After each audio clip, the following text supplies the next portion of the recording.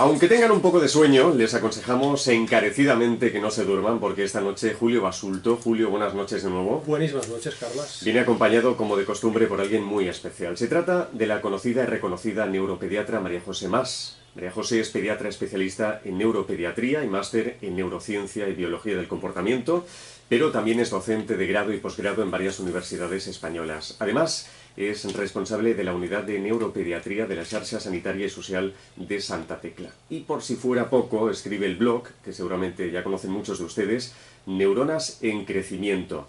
En él habla de neuropediatría y neurodesarrollo, y decimos que seguramente lo conocen porque en 2016 fue galardonado con el prestigioso premio Bitácoras al mejor blog de salud en español. María José además nos ha chivado que anda cocinando un libro, pero que todavía no puede darnos más datos, así que de momento nos conformamos con el olor maravilloso de un nuevo libro que nos encanta además. María José, buenas noches. Muy buenas noches. Bienvenida. Y gracias. Muchas gracias. Gracias por estar con nosotros en directo. Digo que sobre todo gracias, un honor. Sí.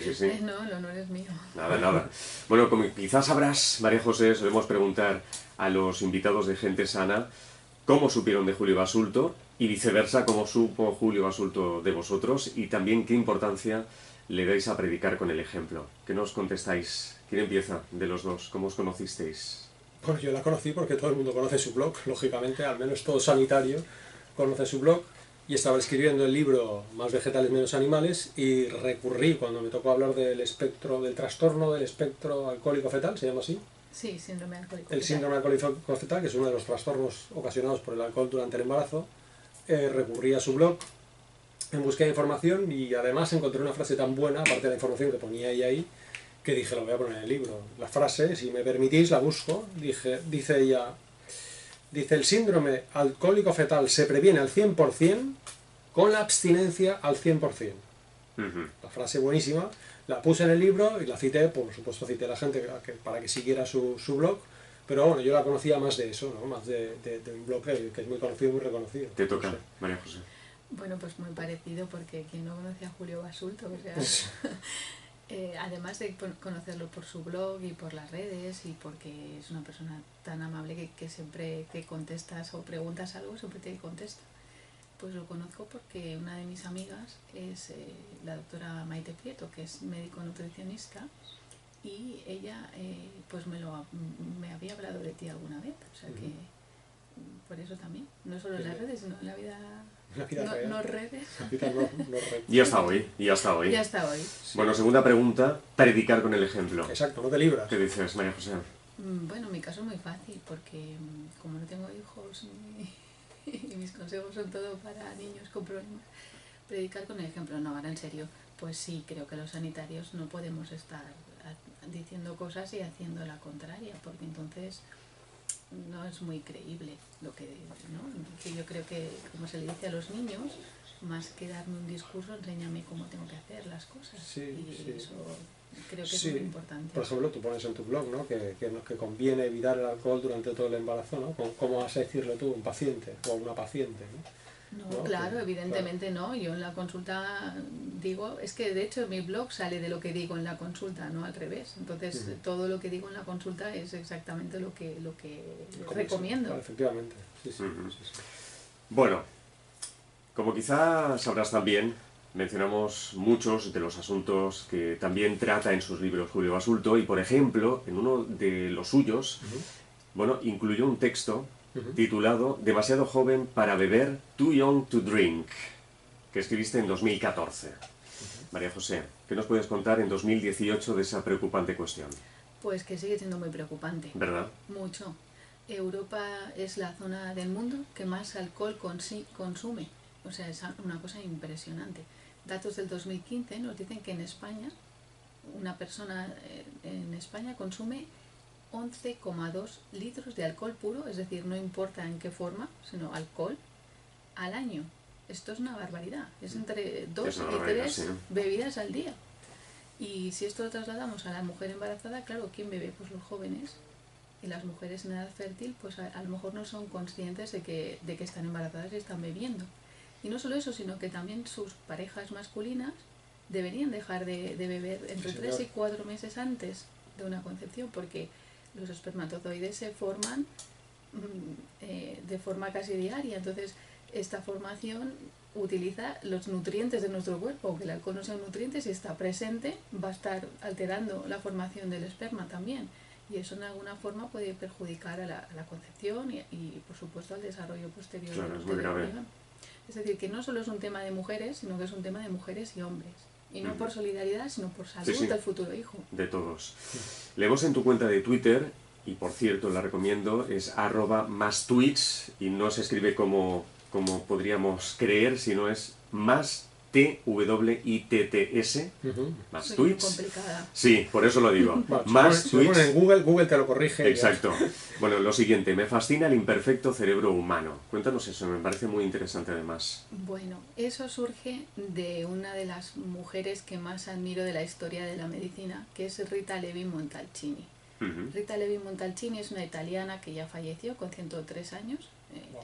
sí, una persona longeva, que descubrió el factor de crecimiento neuronal. Y Rita Levi Montalcini tiene un libro precioso que es sobre su vida, que se titula precisamente así, Elogio de la imperfección. Y esa imperfección se refiere a que el cerebro humano, cuando aparece, no nacemos con el cerebro acabado, perfecto, sino que se va modelando a lo largo de toda nuestra vida.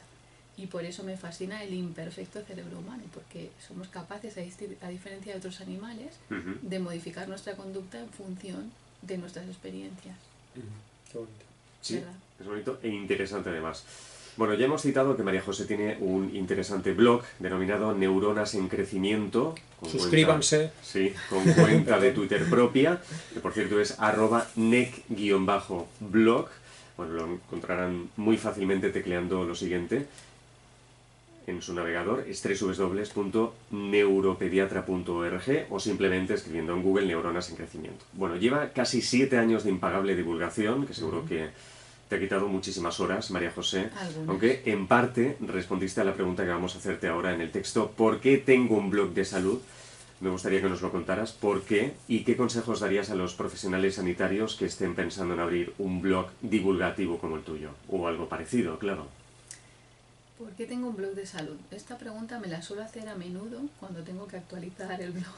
Y estoy un poco pillada Dices, de Dios tiempo. mío. Sí, no, en serio, porque me encanta. Y surge pues de lo que he comentado antes, de los consejos que repites continuamente en la consulta. Al final te cansas de repetirlo tanto y entonces lo que haces directamente es escribirlos en un papel, y aunque los repitas en consulta, siempre los tienes a mano para tus pacientes. Y en cuanto a qué le recomendaría a los demás que quieran o no abrir un blog, bueno, primero que no es obligatorio, que hay formas de divulgación distintas. Segundo, solo 2 cosas. Una, que hay que tener claro el objetivo, para qué quiero escribir un blog. Todos los objetivos son válidos. Es de agradecer que los sanitarios aportemos información fiable, porque si no, otros lo van a hacer por nosotros. Entonces más vale que seamos nosotros los que aportemos esa información supuestamente rigurosa, ¿no? La mayoría de nosotros lo hacemos con todo el rigor de que somos capaces. Y lo segundo que recomendaría es tener en cuenta que tener un blog, como cualquier otra cosa, da muchísimo trabajo. Pues si no hay tiempo, no lo hagas. Más que tiempo, disposición y ganas. Si no, porque el tiempo se saca, si no. Pero si no estás dispuesto a hacerlo, pues bueno, no sé si se puede intentar, pero hay que ser muy consciente de eso, porque parece una cosa que se hace muy fácil y no, en absoluto. En absoluto, es en verdad. absoluto. Bueno, recuerdo los teléfonos para nuestros despiertos: 900-630-630 y 900-137-137. Dudas, preguntas, sugerencias sobre alimentación y también sobre los asuntos que tratemos esta noche con nuestra invitada. 900-630-630 y 900-137-137. Bueno, la última entrada de tu blog, María José, se titula El trastorno del espectro autista, TEA, y nos gustaría que nos lo resumieras un poquito. Resumir el trastorno del espectro autista, lo voy a intentar en 2 frases. Por eso digo un poquito, como puedas. No. Se resume muy fácil. Primero decimos que es un trastorno y es del neurodesarrollo porque aparece en la infancia, y la diferencia de una enfermedad es que el trastorno desconocemos exactamente sus orígenes, sus causas, cómo se produce el mecanismo de enfermedad, y no tenemos un tratamiento que lo cure. En ese sentido es en el que decimos que el autismo no es una enfermedad. ¿Y qué es entonces? Pues es un trastorno, es decir, problemas, la palabra trastorno ya lo indica, ¿no? Que afecta al lenguaje, la sociabilidad, y las personas que lo padecen suelen tener una conducta y unos intereses diferentes, muy restringidos, muy poco variables. Pero para que esto sea realmente autismo, es necesario que esto le cause dificultades en su día a día, en la relación con los demás, a nivel académico si es un niño, y pues incluso problemas de salud, porque puede dar lugar a problemas de salud emocional o problemas nutricionales, porque hay niños que se niegan a comer por estas dificultades que tienen. Entonces, eso es lo que define el trastorno del espectro autista. Y en mi último post lo que indiqué o lo que expliqué es que no es cierto que haya un aumento del número de casos de autismo, sino que esto es debido a múltiples circunstancias que hacen que lo parezca. Pero en realidad, si miramos estudios poblacionales, nos damos cuenta que el número de adultos con autismo hoy en día es el mismo que el número de niños, lo cual quiere decir que no ha aumentado. Claro. Pero tal vez estamos más informados ahora, estamos más concienciados, ¿no? Lo que sucede ¿no? es que los médicos sabemos un poquito más. Claro. Antes se diagnosticaba como retraso mental o discapacidad cognitiva, que decimos hoy en día, lo que ahora se diagnostica, muchos casos que ahora se diagnostican como autismo. También hay otros factores que pueden influir, como la edad de los padres, pero básicamente el número de casos se mantiene más o menos en 1 cada 100 personas, que es de unido. Es bastante. Es mucho. 1 cada 100 es mucho. Sí. Lo que pasa es que las consecuencias y sus repercusiones son muy variables, por eso se llama espectro, ¿no? Claro. Porque los hay que son muy leves y los hay que son muy graves. Hay grados, digamos, ¿no? Por decirlo así. Sí. Por simplificar. Sí, claro, hay quien tiene más problemas por tener autismo y hay quien tiene menos. Podemos decir grados, sí, pero da una sensación como un poco... dramático, ¿no? No lo es tanto. Bueno, en algunos casos puede serlo, pero sobre todo por lo que digo, por las repercusiones que tiene, ¿no? Se entiende. Bueno, Julio me ha insistido mucho en que te preguntemos por una entrada también de tu blog titulada Las vacunas que causan autismo. Cuéntanoslo.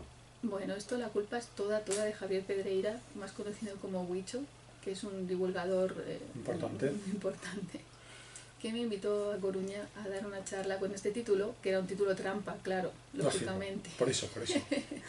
Y él lo que quería era clickbaits, ¿no? Que la gente fuera a la charla, entonces pensó, bueno, pues a ver si...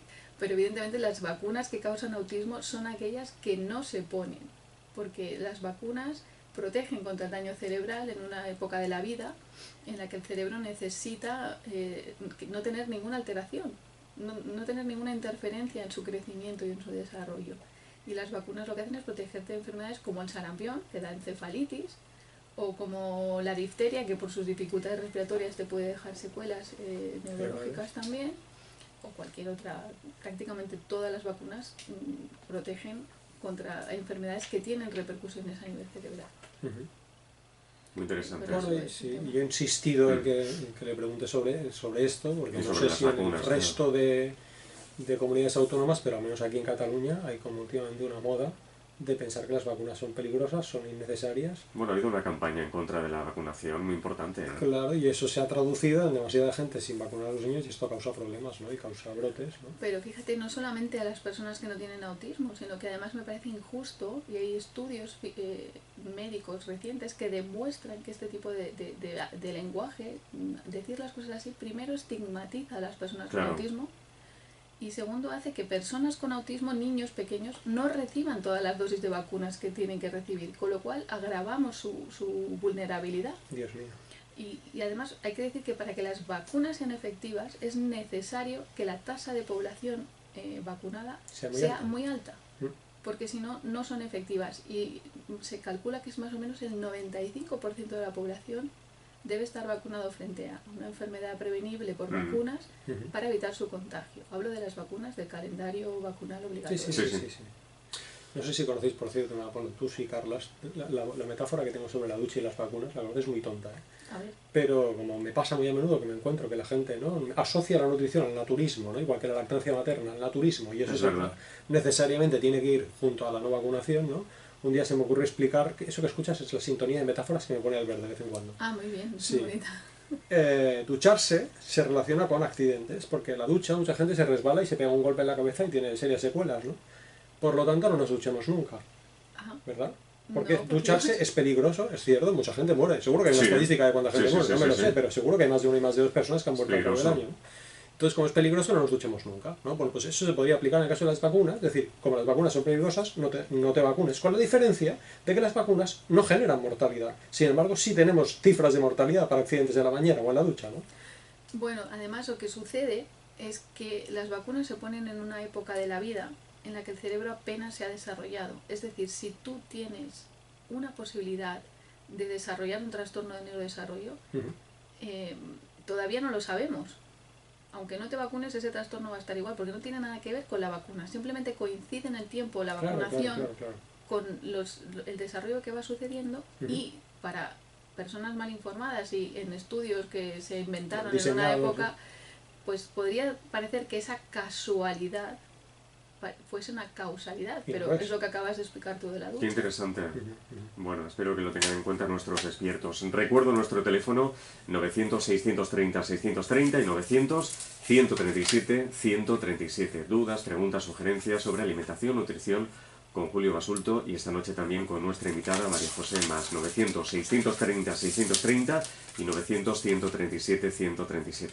Bueno, la verdad es que todas las entradas del blog son muy interesantes, María José, pero como veo que tanto Julio como tú habéis hablado del trastorno por déficit de atención e hiperactividad, el TDAH, me gustaría que ambos nos hablaseis de este asunto desde vuestras respectivas especialidades. En tu caso, María José, dedicaste un texto en tu blog titulado El talento del TDAH, lo que oculta la hiperactividad, y el tuyo, Julio, se titula El papel de la dieta en niños con TDAH. Contadnos. Si os parece, empiezo yo. Venga. Sí, soy breve y ella que explique a hablar, porque su título es buenísimo. El mío lo encontrarán en internet, es fácil, el suyo también, pero yo creo que ya lo he comentado en alguna ocasión aquí. Sí. Sencillamente decir rápidamente que lo que yo explico en mi texto, en primer lugar, es que hay un sobrediagnóstico de TDAH, es decir, tenemos que ser conscientes de que hay demasiados niños diagnosticados con TDAH. Dicen en Estados Unidos que el 10% de la población infantil está diagnosticada, el 10% es una barbaridad, ¿no? Pero por otra parte, si les revisamos los aspectos dietéticos, hay mucha gente que cree que hacen poner nerviosos a los niños cosas como el azúcar.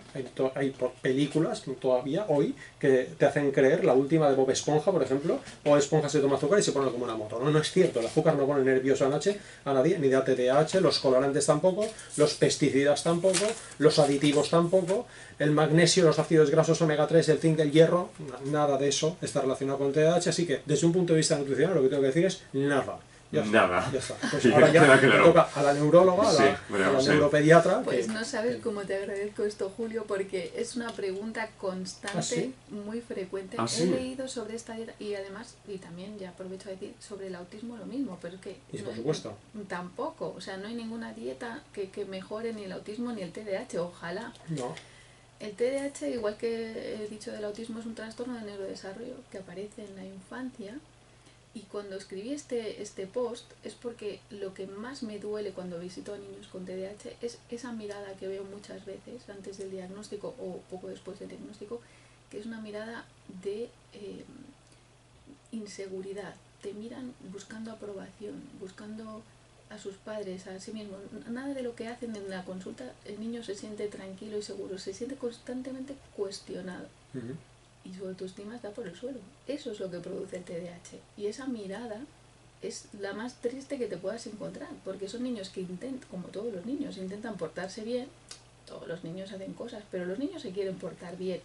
Sí. Y ellos no saben por qué no están haciendo las cosas como los demás. Como se espera, ¿no? Como esperamos los demás. Entonces piensan de sí mismos, o que son tontos, porque además se lo dicen a veces, que son vagos, o que no son capaces de hacer una cosa. Entonces cuando se enfrentan a algo, sea lo que sea, lo hacen pensando que van a fracasar. Y eso es una cosa terrible. No podemos consentir que esto le suceda a ningún niño. Y menos si podemos encontrar una causa de por qué, ¿no? Porque hay muchas otras razones, claro. Pues puede ser que tenga una depresión o una ansiedad por otras razones distintas. Que es cuando tú hablas de sobrediagnóstico, que yo prefiero decir diagnóstico erróneo, pero vamos, viene a ser lo mismo. Sí, mucho mejor lo tuyo. Bueno. Sí, sobre diagnóstico no, diagnóstico erróneo. Y luego hay niños normales que se diagnostican sin ser, pero eso es lo menos frecuente. En España más o menos el número de niños con TDAH no ha variado en los últimos 20 años. ¿No? Es entre 4 y 7% de la población, que es muchísimo, pero sucede como he dicho antes con el autismo. Hay distintas repercusiones, ¿no? Entonces, bueno, básicamente lo que sucede es que el niño no es que no esté atento, sino que no sabe decir de lo que sucede en cada momento en su entorno, qué es lo más relevante, a qué debe dedicar totalmente su atención y qué otras cosas que suceden puede no prestarles ninguna atención. Y tú dices, bueno, pues a lo mejor esto no es tan difícil, pero vamos a pensar en un niño que está estudiando historia. Ya no se trata solamente de su entorno, sino en el propio libro de historia.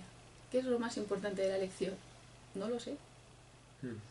¿Qué es lo más relevante, lo prioritario, lo que tengo que hacer primero para aprenderme esta lección de historia? Como todo me llama igual la atención, no sé si es más importante el número de la página, el número del año, el título, el rey que mandaba, o la guerra que había, o si se descubrió la penicilina. Entonces, lo saben todo, porque son niños inteligentes, pero su capacidad organizativa se ve mermada, entre otras razones, por esta, ¿no? Y luego además algunos de estos niños no solamente tienen esta dificultad en centrar la atención en algo, sino que la centran poco tiempo en una cosa y son muy movidos, no paran de moverse. Y claro, esto genera conductas de aula y en casa pues difíciles que pueden resultar, pues bueno, para ellos mismos y para los demás, ¿no? Que no podemos trabajar bien lo que sea que estemos haciendo. Y una vez más también esto da dificultades académicas, dificultades sociales y problemas de salud, porque algunos niños acaban deprimidos. Claro. Ya cabe el articulito. Muy interesante, por cierto, María José. Sí, muy interesante. sí. Yo creo que es un asunto muy desconocido. Sí, muy sí. desconocido. Tienes que invitarla a hablar solo un día todo. Sí.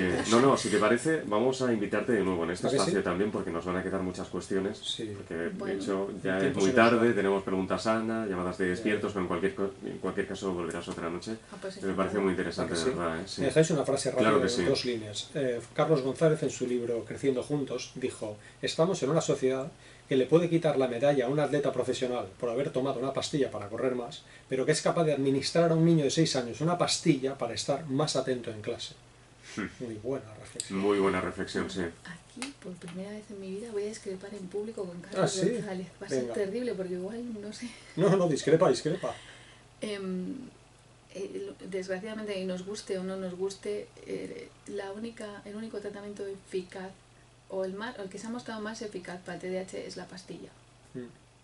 Sin pastilla lo demás no funciona. Podemos añadir otras cosas, como puede ser pues una atención psicológica, cuando hay ejercicio físico, mejoría en las técnicas de estudio, gestiones de agendas, lo que tú quieras. Pero lo más eficaz es la pastilla. No, sí, porque es un problema neurobiológico, es un problema de neurotransmisores. Pero yo entiendo que él se refiere al mal diagnóstico. Sí, es decir, claro, o sea, seguro. el contexto seguro. en el que él lo pone, ¿no? Es un contexto no de sobre, como tú decías, sino de mal diagnóstico. Sí. ¿no? Es un niño que sencillamente es movido en clase, que eso no es un diagnóstico, como te puedes imaginar, ¿no? Evidentemente, acabo de explicar. Claro, que sí, no. tú sabes, ¿no? Sí. Pues claro, dar una pastilla sencillamente para que esté atento en clase, no, perdona, no está justificado, ¿no? Y como hay muchos que es demasiados, ¿no? Como él explica. Claro, pero con las pastillas del TDAH, voy a decir una cosa, nos pasa como con las vacunas del autismo, que están demasiado mal vistas. Sí, estigmatizadas, ¿no? Estigmatizadas, También. gracias, esa es la palabra. Sí. Y creo que es muy inadecuado, porque realmente, después de más de 60 años, bueno, igual me he pasado, pero 50 años usando este tratamiento, ¿dónde están los problemas de los adultos que lo han tomado durante 50 años? Bien. Qué interesante, María José. Un tema, como tú dices. Sí. Volverás otra noche, ¿eh? Bueno, no te Vale. muevas de ahí porque todavía De hecho, no te vas. seguro que vuelve. Vale. Seguro. Segurísimo. Preguntas, Ana. Uy, yo creo que la vas a hacer tú, Julio. Sí, la vas a hacer tú. Venga, Sí, la vas a la hacer semana tú. pasada. Sí. Pregunta, Porque así no. me ahorro el inglés. No vaya a ser que Alberto Alonso esté escuchando. He preguntado la semana pasada que qué se indica en el documento titulado 2018 Physical Activity Guidelines Advisory Committee Scientific Reports. Wow. Bien. Un informe. Él mismo dice, wow. Un informe, sí. Yo mismo me sorprendo. Yo me paso el día leyendo en inglés, lo leo todo en inglés, porque todos los papers están en inglés, pero a la hora de pronunciarlo sufro. Bueno, Me he total. dado cuenta perfectamente que las lees en inglés y está perfecto. Claro, Sí, no, digo que leo para mis adentros, pero en voz alta no. Bueno, total, ¿qué se indica sobre el efecto que puede producir sobre el feto durante el embarazo el ejercicio de moderada intensidad? Esa era la pregunta. Es decir, una mujer que hace ejercicio de moderada intensidad puede o no puede hacer ejercicio porque eso puede o no perjudicar a su feto. Respuesta. Y la respuesta es que no es perjudicial para el feto. Esa es la respuesta. Estíbaliz Arrastia, que no sabemos desde dónde nos escribe, gana el libro Más vegetales, menos animales, de Julio Basulto y Juanjo Cáceres, publicado por De Bolsillo. Pregunta. Y la pregunta de esta semana, ya que tenemos a alguien que ha dedicado parte de los textos de su blog al alcohol y que me inspiró para el libro Mamá come sano, Pues la pregunta es, según la legislación española, la cerveza sin alcohol no tiene nada de alcohol. Según la legislación española, una cerveza sin alcohol no tiene nada de alcohol. Si saben la respuesta, gentedespierta@rtve.es, gentedespierta@rtve.es, y en juego un ejemplar del libro No más dieta, de Julio Basulto y María José Mateo, publicado por De Bolsillo. Charlamos con los despiertos.